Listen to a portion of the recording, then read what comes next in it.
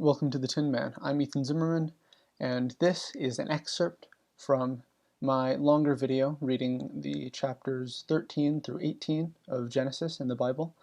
This is chapter 16. If you want to see my full video, click up here in the info card. Without further ado, here's chapter 16 of Genesis from the Bible. Genesis chapter 16. Now Sarai, Abram's wife, bare him no children, and she had a handmaid, an Egyptian, whose name was Hagar. And Sarai said unto Abram, Behold now, the Lord hath restrained me from bearing. I pray to thee, go unto my maid, that it may be that I may obtain children by her. And Abram hearkened to the voice of Sarai. And Sarai, Abram's wife, took Hagar, her maid, the Egyptian, and after Abram had dwelt 10 years in the land of Canaan, gave her to her husband Abram to be his wife. I mean, I'm totally fine with polyamory and I guess polygamy. It's just that typically polygamy is viewed in the sense where it's only one man's able to have many wives, and it's typically not the other way around. Where I have issue with this is that it does not seem to be among consenting adults, and I guess adults is less keen here because like Abram's like 300 or something. He's not young. It's just that the giving someone a handmaid, it sounds like she's her handmaid, but slaves can still be handmaids. Like, it does not sound like this is someone, again, who's on the payroll. This sounds like it is someone who is coerced. But I guess, yeah, now he's gonna have children with a different person, his new wife. And he went in unto Hagar, and she... Okay, I was a bit taken aback. It wasn't like, oh, he went to under her room. It says, and he went in unto Hagar. So he's like, yeah, he went in her. He did. I was taken aback by that. All right. And she conceived. And when she saw that she had conceived, her mistress was despised in her eyes. So it sounds like Sarai doesn't like that Hagar conceived, even though, like, that's why she had given her to Abram. That doesn't make, I guess, I don't know. Like, it makes sense from a human point of view that it's like, here, like, I want you to try this, but I still, I guess, would not rather you not have that because then you may love her more than you love me or whatever it is. But on the other hand, she was literally like, here's my handmaid. I guess here we go.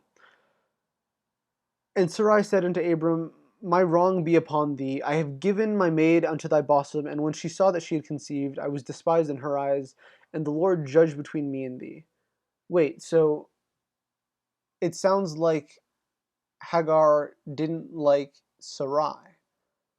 That's weird. I don't know why that would be, and I don't know why she's saying that the Lord is judging between her and Abram. This book is nonsensical. Like, there's not a solid through line. Nothing makes logical consistency. Like, I get that it's not supposed to be like a novel where, you know, you actually read the emotions and characters of people to like describe why, but it's definitely not a history book, right? Like, history books generally don't go throughout literal dialogue of people, and I don't know. It's not like anything I've ever read before, and it's not necessarily gripping. Um, I'm super attracted to doing this project. Like, this is something that I'm very much enjoying doing, but it's just that the book itself is not. It's not keeping me glued to it. But Abram said unto Sarai, Behold, thy maid is thy hand. Do to her as it pleaseth thee. And when Sarai dealt hardly with her, she fled from her face.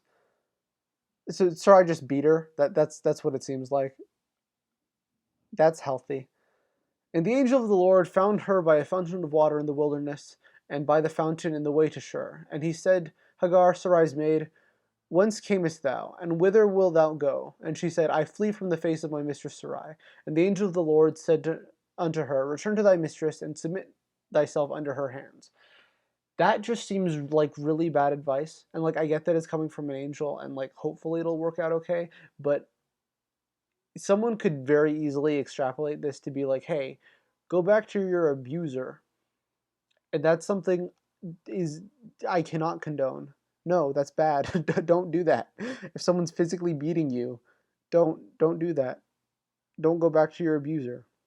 Don't submit yourself unto her hands. And the angel of the Lord said unto her, I will multiply thy seed exceedingly, that it shall not be numbered for multitude. And the angel of the Lord said unto her, Behold, thou art with child, and shall bear a son, and shall call his name Ishmael, because the Lord hath heard thy affliction. And he will be a wild man, and his hand will be against every man, and every man's hand against him, and he shall dwell in the presence of all his brethren. He's not selling this very well, is he? Like he goes in with like the good news first. He's like, "Hey, you do have a kid. That's something you wanted. You have a son, which is good because then they, prioritized male children over females. Um, but then they're like, your kid, he's gonna be wild. He's gonna be reckless. He's gonna fight everyone. Everyone's gonna fight him. And guess what? He's not even gonna live on his own. He's gonna live in the presence of all his brethren. He's gonna live in society where he's gonna be fighting everyone all the time.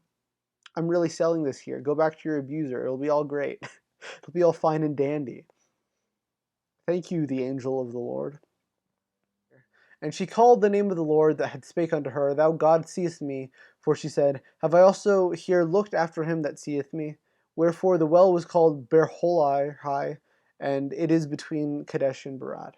Um, I don't know what that verse 13 was about. Like, she calls for God, and she says, You see me? Have I also here looked after him that seeth me? So I guess she's saying, have I done you proud? Did I do you good? To the best of my interpretation, that's what it seems like. Um, and Hagar bare Abram a son, and Abram called his son's name, which Hagar bare Ishmael. And Abram was 86 years old when Hagar bore Ishmael to Abram. Okay, so he wasn't as old as I thought he was. He is only 46. Wait, fourscore is like 12, right? Like a score is 12. Am I wrong? I'm looking this up right now. How much is a score? Or fourscore, I should rather. Um, Fourscore is 80. That's okay. That's interesting. So he wasn't 46 years old. He was 86 years old. So a fourscore is a fortnight. Okay. Um,